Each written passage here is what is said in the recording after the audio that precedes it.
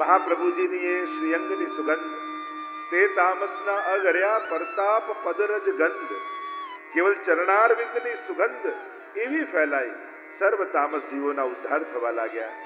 એમ મહાપ્રભુજીનો યશ એ ત્રિલોકમાં વ્યાપ્યો છે. જ્યાં જ્યાં આપણો હિન્દુ સમાજ વસે છે ત્યાં આજે પણ મહાપ્રભુજીએ બતાવેલા અન્નકૂટના ઉત્સવો, હિંડોળાના ઉત્સવો, નંદ મહોત્સવો, આ ઘેર ઘેર આ બધા ઉત્સવોની સંસ્કૃતિ શ્રી મહાપ્રભુજી આપણને આપી છે. અને સમસ્ત હિન્દુ સમાજમાં મહાપ્રભુજીએ બતાવેલા ઉત્સવોનો ક્રમ કરવામાં આવે છે. અને એ રીતે ભક્તિ અને જ્ઞાન જે શાસ્ત્રોમાં છુપાયેલા હતા અને વિદ્વાનો પૂરતા મર્યાદિત થઈ ગયા હતા, એને જન જન સુધી પહોંચાડવાનું કાર્ય શ્રી મહાપ્રભુજીએ કર્યું હતું. શ્રી ભગવાન જ્યારે મંદિરોમાં પુરાયેલા થઈ ગયા, બંધાયેલા રહી ગયા અને મંદિરોમાંથી કાઢી ઘર ઘર સુધી પધારવાની ક્રાંતિ એ શ્રી મહાપ્રભુજીએ કરી છે. ઘર ઘર એ મંદિર બનાવ્યા છે મહાપ્રભુજીએ. આ દેન શ્રી મહાપ્રભુજીની છે. એ શ્રી મહાપ્રભુજીને અત્તર સમર્પિત કરી અને હવે જારીજી ભરવાનો ક્રમ આપણે કરીશું. જલ આપને પાત્રમાં આપવામાં આવ્યું છે અને એનાથી જારીજી ભરતા જજો અને યમનાષ્ટકના પ્રથમ શ્લોક દ્વારા આપણે જારી ભરીશું. શ્રી યમુનાજીના સૌભાગ્યના પ્રતીક રૂપ છે અને શ્રી યમુનાજીના જારીજી ભરી જે ઠાકોરજી મહાપ્રભુજી સન્મુખ પધરાવે, યમુનાજીની કૃપાનો એ જીવ અધિકારી થાય છે. ભાગ્ય સૌભાગ્ય શ્રી યમને જો દેઈ, ભક્ત પ્રતિપાર જંજાર તારે. એની સર્વ લૌકિક જંજારો સમાપ્ત થાય અને ભાગ્ય અને સૌભાગ્યનું દાન શ્રી યમુનાજી એ જીવોને કરે છે.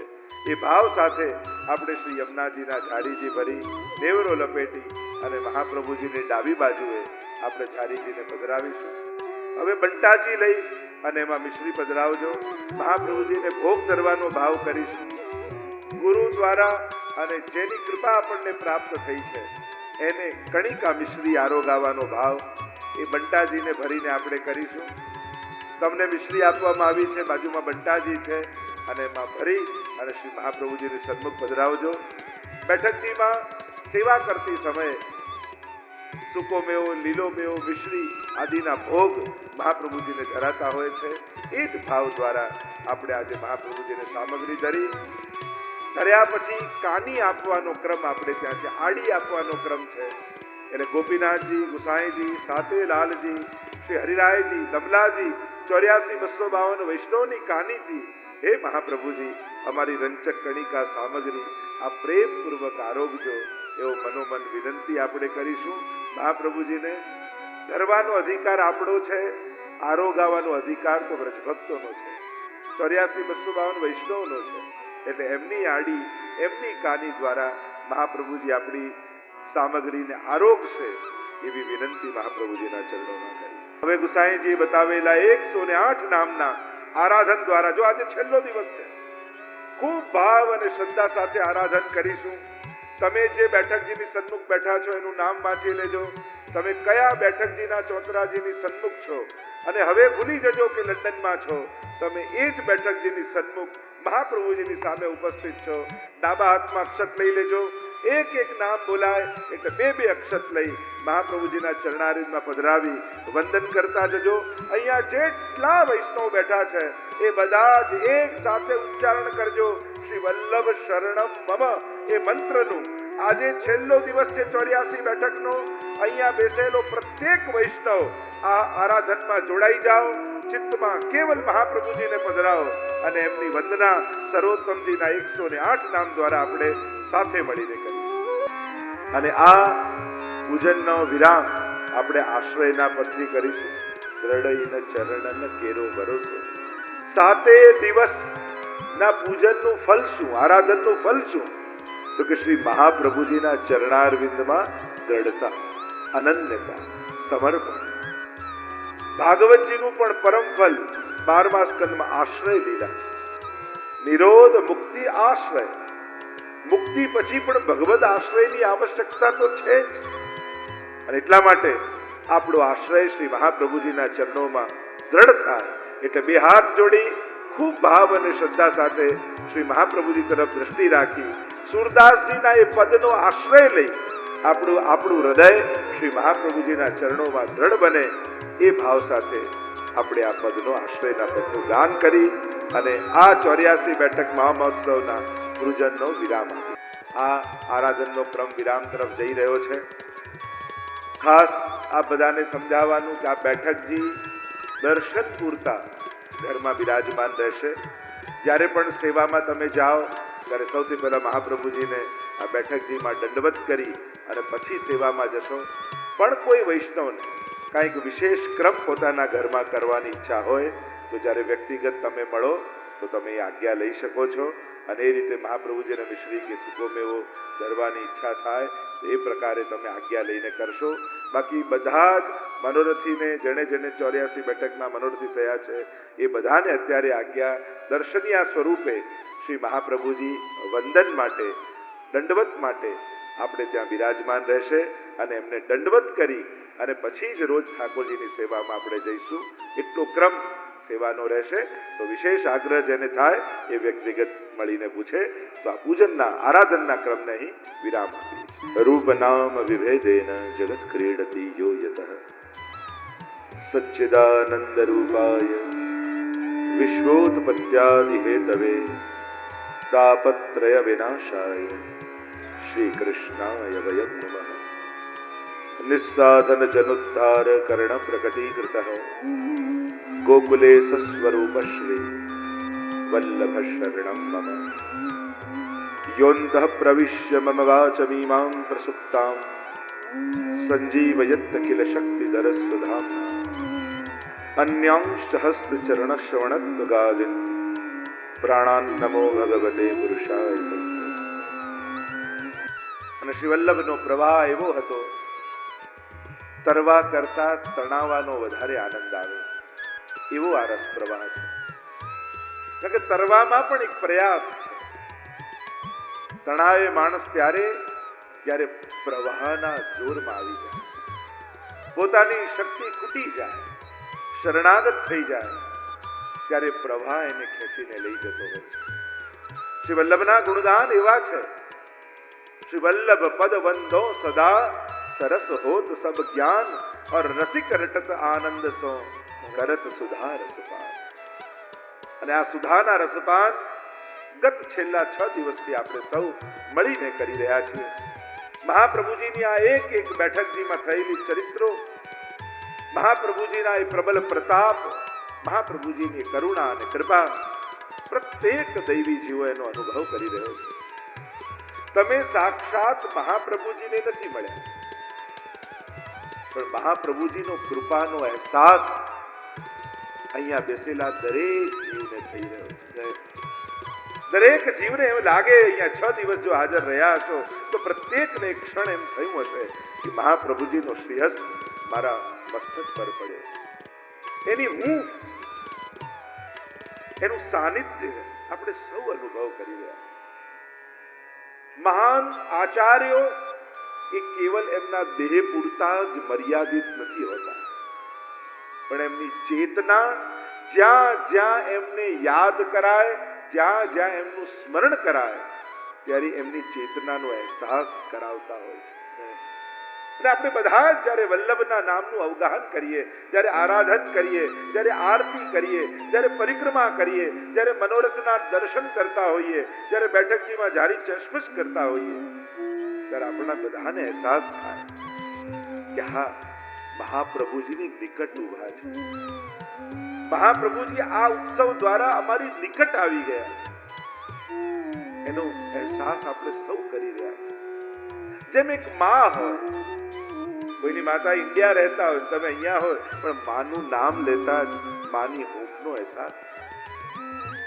જ્યાં જીવની લૌકિક લાગણીઓ આટલી હૂંફ આપતી હોય, જ્યારે આત્મા વલ્લભીય થઈ હોય 6 દિવસમાં, ત્યારે મહાપ્રભુજીની નિકટતાનો અહેસાસ થવો બહુ સહજ. સાનિધ્ય માત્ર દત્ત શ્રી કૃષ્ણ પ્રેમા, સર્વોત્તમજીમાં નામ. અને મહાપ્રભુજીના સાનિધ્યમાં જવા માટે જ્યાં મહાપ્રભુજી બિરાજતા હોય ત્યાં જવાની જરૂર નથી હોતી. કેવલ શ્રી વલ્લભનું નામ જ્યારે વૈષ્ણવની મુખ ઉપર આવી જાય, ત્યારે નામની હૂંફ એવી હોય છે, જ્યારે એમ લાગે કે મહાપ્રભુજીનું સાનિધ્ય મળી ગયું. વલ્લભના ચરણ પ્રીત બંધી શ્રી વલ્લભ પદસો ઓર નમન में આવે હો. એવી પ્રીત મહાપ્રભુજીના ચરણોમાં આ 7 દિવસના ઉત્સવે આપણી બાંધી આવી છે અને એનો અહેસાસ આપણે સૌ કરી રહ્યા છીએ. બેઠક ચરિત્રની ગાથા થોડી લાંબી છે આજે, અને સાથે મળી મહાપ્રભુજી જેમ શીઘ્રતાથી ચાલે. મહાપ્રભુજીનું ચાલવું બહુ એકદમ શીઘ્રતાથી, ગજ ગતિ ચાલ ચલે શ્રી વલ્લભ, તિનકી કૃપા ભય સબ સુલભ. મહાપ્રભુની ચાલ કેવી છે? ગજ ગતિ.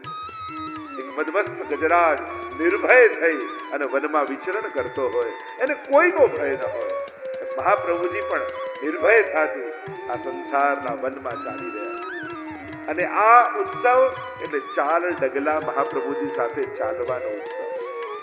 વિચાર કરો, ચોક્કસ મને એમ લાગે છે કે આ 84 બેઠકના જે મનોરથી થયા છે, જ્યારે મહાપ્રભુજી પૃથ્વી પ્રદક્ષિણા કરતા હશે ને, ત્યારે ક્યાંક ખૂણે ઉભા આપણે દર્શન કર્યા હશે મહાપ્રભુજીના, અને મહાપ્રભુજીની દ્રષ્ટિ આપણા ઉપર પડી હશે, એટલે જ કદાચ આ ઉત્સવમાં આપણે સહભાગી થઈ શક્યા છે.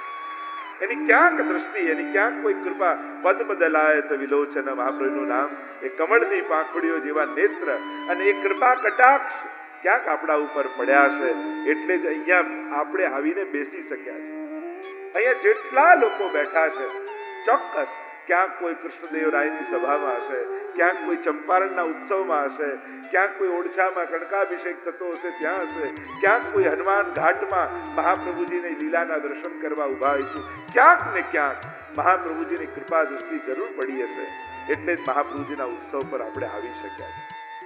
તો આવો એ બેઠકજીને વંદના કરતા. કાલે કદાચ 72 બેઠકજીનું આપણે ગાન કર્યું હતું, આજે 84 બેઠક સુધી એ વંદન આપણા પહોંચાડીએ, એટલે 84 બેઠક સુધી આપણી વંદના પહોંચી જાય અને ત્યારબાદ એનું રસ દર્શન કરીએ. 84 બેઠકજીમાં આપણે આપણા દંડવત શ્રી મહાપ્રભુજીને પહોંચાડ્યા. ગઈકાલે 50 બેઠકજી સુધીના ચરિત્રનું દર્શન આપણે કર્યું હતું. 51માં બેઠકજીમાં પ્રવેશ કરીએ.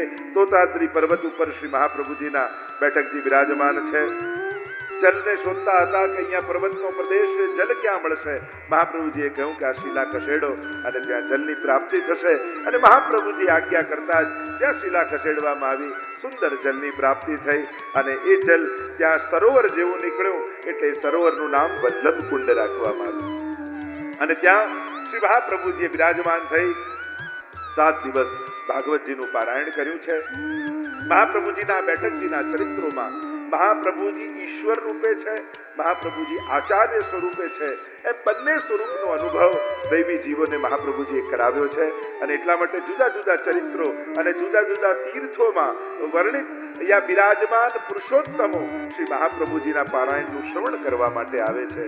દર્ભસેનના મહાપ્રભુજીના બેઠકજી અહીં મહાપ્રભુજી બિરાજમાન થયા અને આજ્ઞા કરી વૈષ્ણવોને કે આ વિષ્ણુનો સાક્ષાત અવતાર છે દર્ભસેનજી, અને એમનું મંદિર અહીંયા બિરાજમાન છે.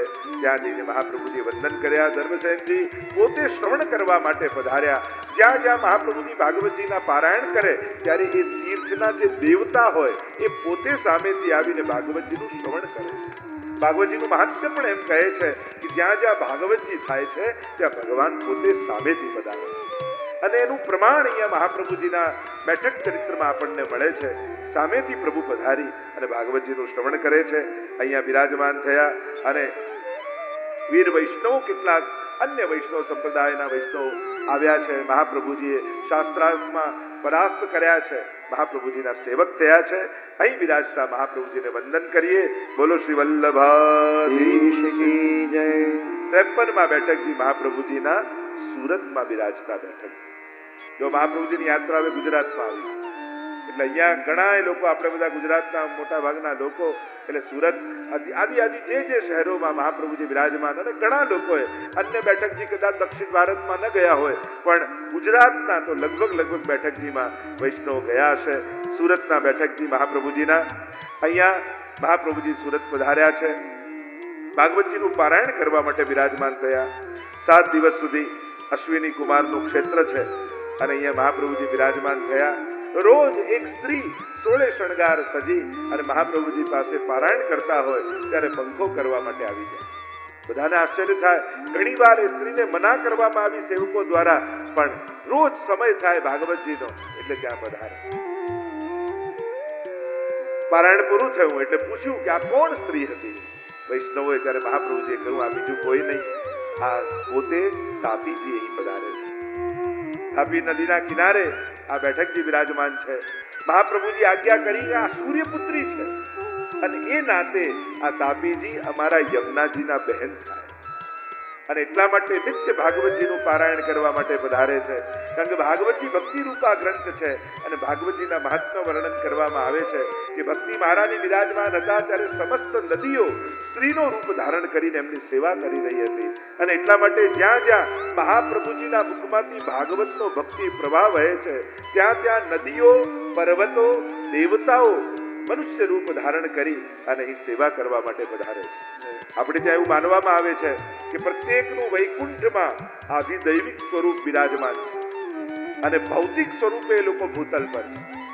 અને જ્યારે આચાર્યો, મહાપુરુષો, ભગવદ અવતારો પધારે ત્યારે એ પર્વતો, નદીઓ, તીર્થો આધિદૈવિક રૂપ ધારણ કરી અને એમને મળવા માટે પધારતા હોય છે, એમને વંદન કરવા માટે પધારતા હોય છે. જ્યારે સંતો, મહાત્માઓ, આચાર્યો પધારે છે ત્યારે તીર્થોને અતિ પ્રસન્નતા થાય છે.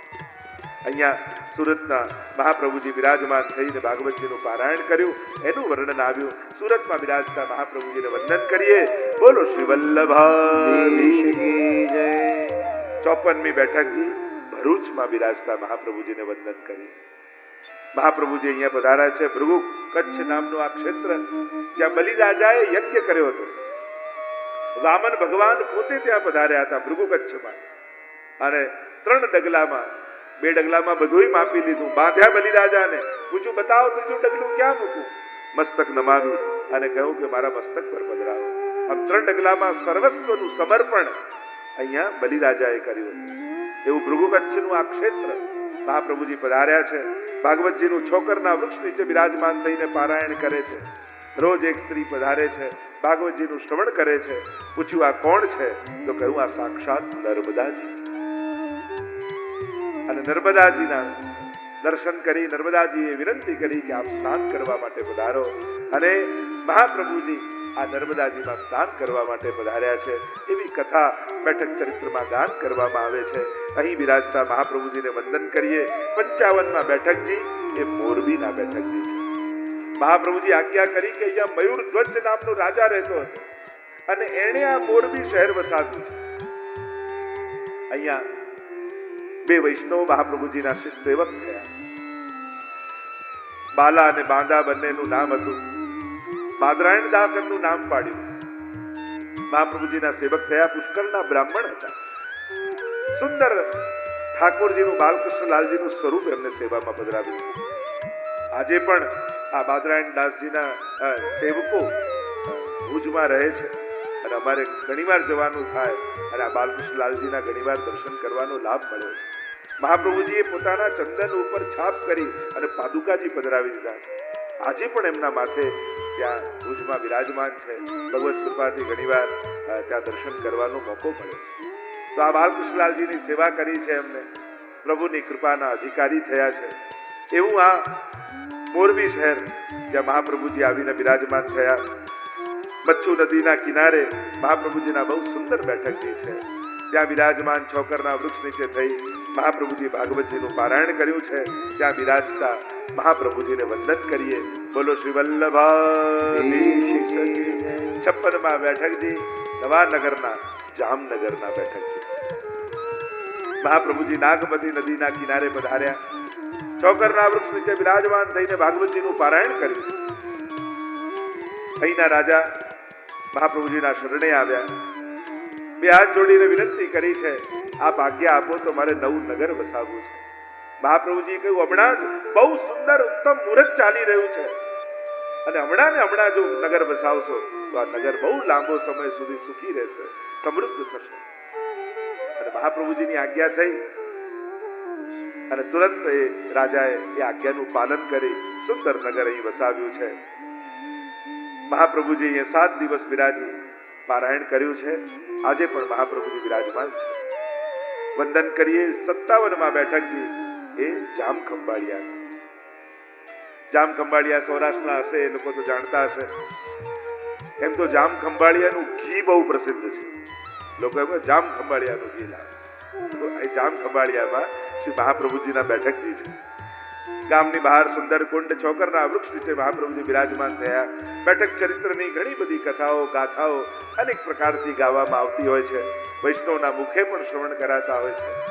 દમલાજીની સાથે વાત કરતા મહાપ્રભુજી અહીંયા જ મુકામ કરવાની આજ્ઞા કરી કે આ રમણીય સ્થાન છે, અહીંયા બિરાજીને ભાગવતજીનું પારાયણ કરીશું. અહીંયા એક બ્રાહ્મણે આવીને કહ્યું કે તમે અહીંયા બિરાજો તો ખરા, પણ આ કુંડ પાસે એક પ્રેત રહે છે. રાત પડતાની સાથે તમે અહીંયાથી પધારી જજો, નહીં તો એ બધાને હેરાન કરશે. મહાપ્રભુજી બિરાજમાન થયા છે. પ્રેત આવ્યો ને અહીંયા કૃષ્ણદાસ મેઘન વસ્ત્રની સેવા કરતા હતા. નજીક પણ ન જઈ શકે. જેના ગળામાં કંઠી હોય, જેના મસ્તક પર તિલક હોય ને જેના મુખમાં ભગવત નામ હોય, એને ક્યારેય કોઈ પણ આવી મેલી વસ્તુ સ્પર્શ કરી શકતી નથી. જ્યાં ભગવાન પોતે બિરાજતા હોય, જ્યાં પ્રભુની મંગલતા અને શુભતા હોય, ત્યાં ક્યારે પણ આવું પ્રવેશ ન કરે. નજીક સુધા ન જઈ શક્યો. કહ્યું કે મારો ઉદ્ધાર કરો. ચરણોદક લઈને જ્યાં છાટ્યું છે, મહાપ્રભુના વસ્ત્રના છાંટા પડ્યા છે. પ્રેત યોનિમાંથી મુક્ત થયો અને છેક વૈકુંઠ ધામમાં એની પ્રાપ્તિ થઈ છે. વલ્લભાધીશની જય બોલી અને વૈકુંઠ ધામમાં પ્રાપ્ત થયો, એવી ગાથા અહીં કહેવામાં આવે છે. શ્રી મહાપ્રભુજીનું હતિત પતિતનું તમે જુઓ પ્રગટ એંધાણ, એ વલ્લભાખ્યાનમાં ગોપાલદાસ પણ કહે છે. આવી અનેક પ્રકારની વાર્તા સાહિત્યમાં પ્રસંગો આપણને જોવા મળે છે. આવા જે દુર્ગતિ પામેલા જીવો છે, એ પણ શ્રી મહાપ્રભુજીના ચરણારવિંદના સ્પર્શ માત્રથી એમનો ઉદ્ધાર થાય.